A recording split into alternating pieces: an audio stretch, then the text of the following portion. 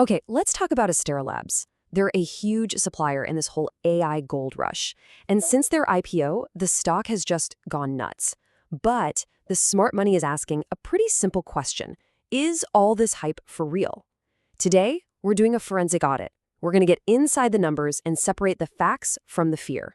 So what's the deal here? Is Astera's massive valuation built on something solid, or is it just another case of AI hype?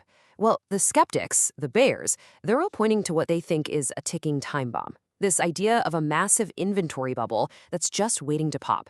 And that's the exact claim we're putting under the microscope. And get this, the skepticism isn't just coming from some analyst on Wall Street. This quote, this is straight from Astra's own official filing with the SEC. I mean, when a company literally tells you in writing that its own growth might be unsustainable, you kind of have to take the bear case seriously, right? So this is our starting point.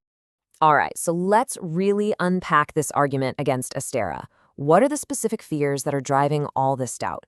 We've got to understand the bear case inside and out before we can actually test it against the cold, hard data.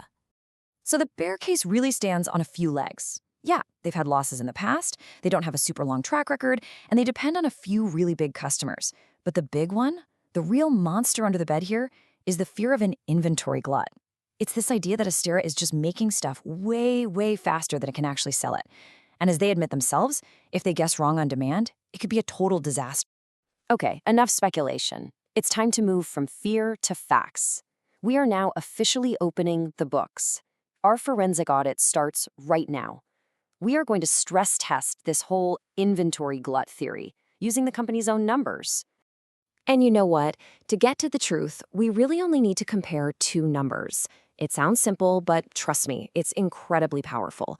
On one side, you have revenue, how much are they selling, and on the other, inventory, how much stuff are they sitting on. The relationship between these two, well, it tells us pretty much everything we need to know. And this is where our investigation took a very, very sharp turn. Because when you put these numbers side by side, you don't find what the bears are expecting at all. Nope, you find something else entirely. Something we're calling the velocity anomaly. So let's start at the top. The entire bull case for this company is built on this idea of explosive AI-fueled growth. But what does that actually look like, in the real world? How fast are their sales actually climbing? 242%. Let me say that again. 242%. That is not a typo. Year over year, their revenue more than tripled. So this confirms the first part of the story. Astera is in a state of absolute, undeniable hypergrowth. The demand is real, and it is massive. But wait a minute. A good skeptic would look at that number and say, sure, revenue's up, but are they just pushing products out the door that are just going to sit on a shelf and never get sold? And that question brings us right back to the heart of the bear case. So let's look at that inventory number. Okay, so inventory also grew. It's up 82.5%.